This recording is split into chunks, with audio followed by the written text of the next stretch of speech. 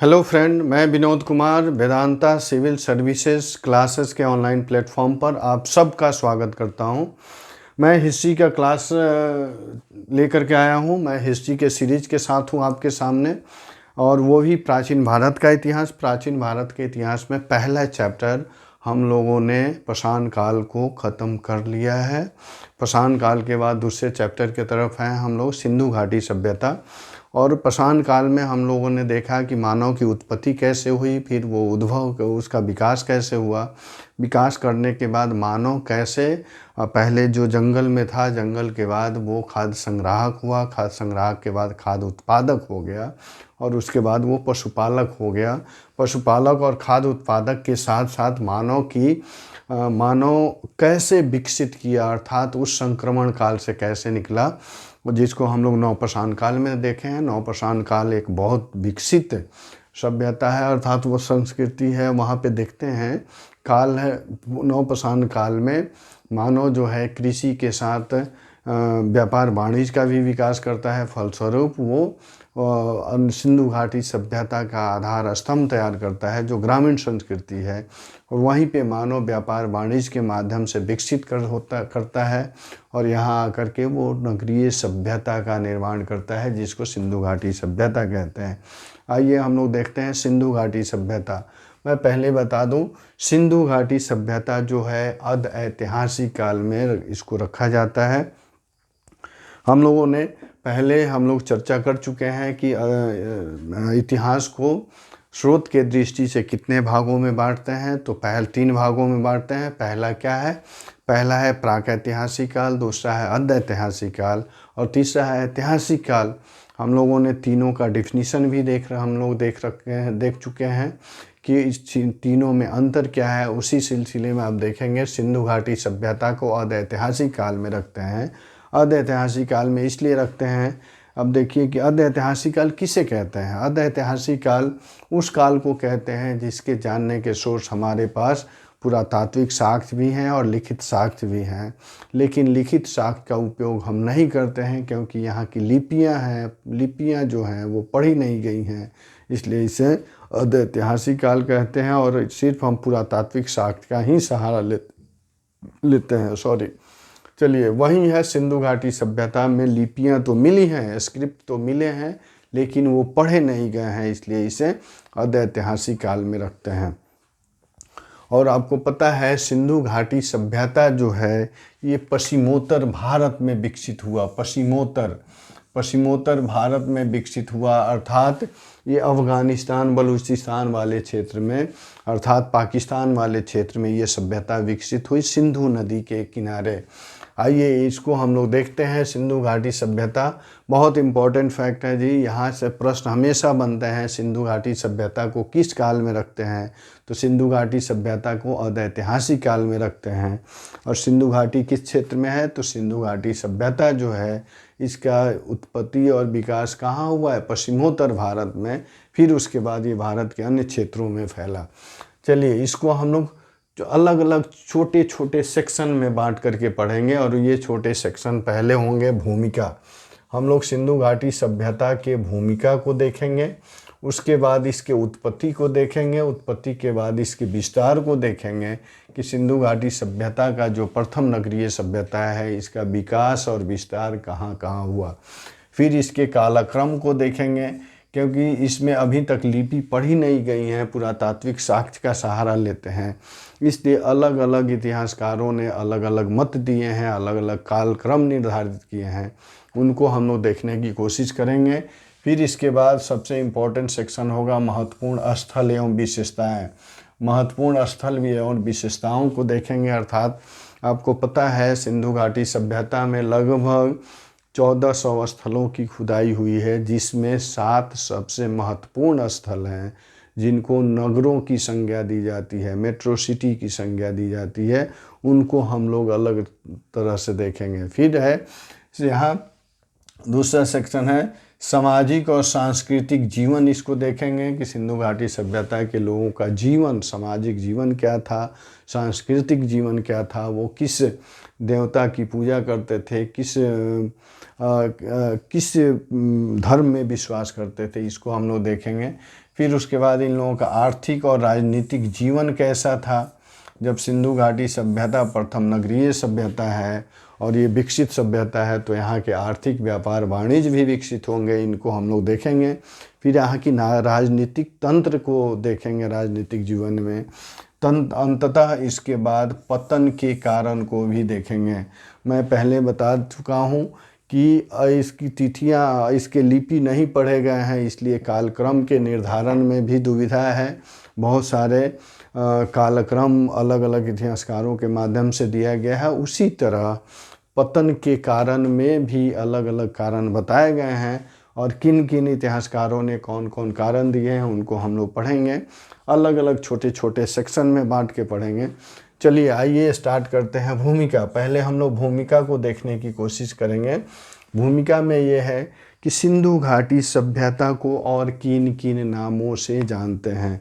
मैं बता दूं, सिंधु घाटी सभ्यता को अन्य नामों से भी जानते हैं, जिसमें है हड़प्पा सभ्यता। हड़प्पा सभ्यता पहला है, फिर सिंधु घाटी सभ्यता दूसरा है, सरस्वती नदी सभ्यता यानी सरस्वती सभ्यता। उसके बाद प्रथम नगरीय क्रांति भी कहते हैं इसको।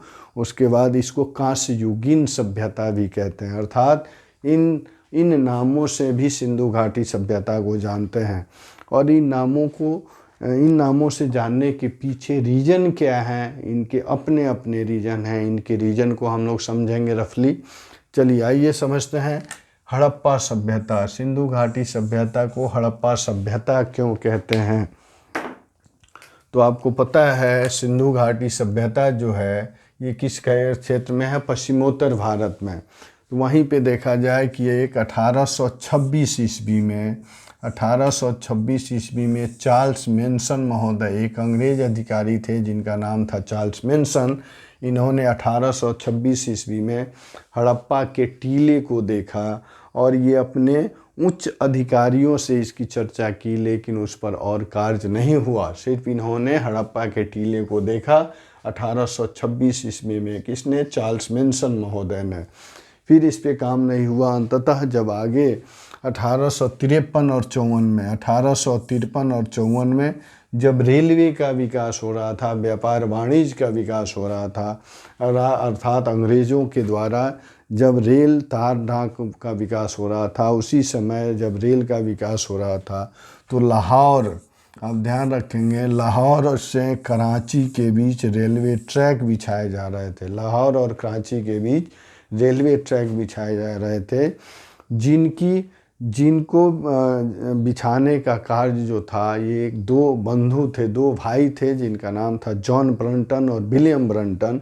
ये दोनों भाई जॉन ब्रंटन और विलियम ब्रंटन के नेतृत्व में ये रेलवे का कार्य चल रहा था, और इसके निर्देशक थे जॉन कनिंघम महोदय जो उस समय भारतीय सर्वेक्षण विभाग के कनिंघम महोदय जो थे। कनिंघम महोदय के नेतृत्व में ये रेलवे का कार्य चल रहा था, और इस कार्य का कार्यभार कौन? जॉन ब्रंटन और विलियम ब्रंटन संभाल रहे थे, जो दो अंग्रेज भाई थे जिनको ब्रंटन बंधु भी कहते हैं। जॉन ब्रंटन और विलियम ब्रंटन किसके निर्देशन में? कनिंघम महोदय के निर्देशन में ये कार्य चल रहा था। और इन्होंने अपना इस हड़प्पा के टीले से, यहीं बीच में हड़प्पा का टीला है, हड़प्पा के टीले से ईंटें निकाली और अपना रेलवे का कार्य कर लिया। फिर उसके बाद इस पे और कोई कार्य आगे नहीं हुआ, इसलिए इस सभ्यता की विस्तृत जानकारी नहीं मिली। तत्पश्चात देखेंगे कि यहीं 1921 ईस्वी में जॉन मार्शल जो हैं, ये भारतीय पुरातत्व सर्वेक्षण विभाग के अध्यक्ष थे उस समय। कौन? जॉन मार्शल भारतीय पुरातत्व सर्वेक्षण विभाग के अध्यक्ष थे, जिन्होंने 1921 ईस्वी में दयाराम साहनी के निर्देशन में हड़प्पा के स्थल की खुदाई पहली बार करवाई, जिससे पता चला कि यहाँ एक विकसित सभ्यता, विकसित संस्कृति है, और वो क्या है, हड़प्पा। अर्थात हड़प्पा को यहाँ का प्रारूप स्थल कह दिया, और इसी के नाम पर इस सभ्यता का नाम हड़प्पा पड़ा। आपको पता है किसी भी संस्कृति और किसी भी सभ्यता की खुदाई जिस स्थल पे होती है, उस स्थल के नाम पर उस सभ्यता का नाम पड़ जाता है, और उसी को प्रारूप स्थल भी कहा जाता है। इसलिए हड़प्पा स्थल की खुदाई सर्वप्रथम पहले हुई, इसलिए इस सभ्यता का नाम हड़प्पा सभ्यता पड़ गया। किसके निर्देशन में हुई थी? John Marshall. और जॉन मार्शल कौन थे? भारतीय पुरातत्व सर्वेक्षण विभाग के अध्यक्ष थे, और इन्होंने दयाराम साहनी के निर्देशन में इसका खुदाई करवाया। तब पता चला कि ये एक विकसित सभ्यता है।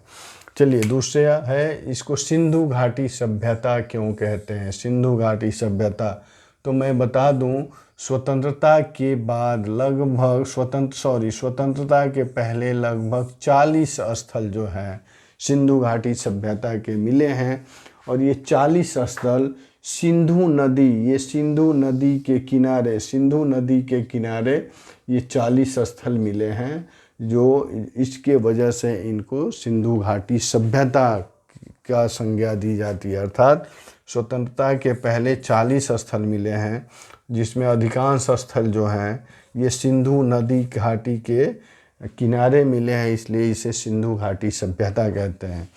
फिर देखिएगा, सरस्वती संस्कृति या सरस्वती सभ्यता। सरस्वती सभ्यता इसलिए इसे कहते हैं कि यह सिंधु नदी और यमुना नदी के बीच में जो सरस्वती नदी बहती है, इसके किनारे मैं बता दूं लगभग 1100 स्थल जो हैं सरस्वती नदी के किनारे मिले हैं, इसलिए इसे सरस्वती सभ्यता का भी कहा जाता है।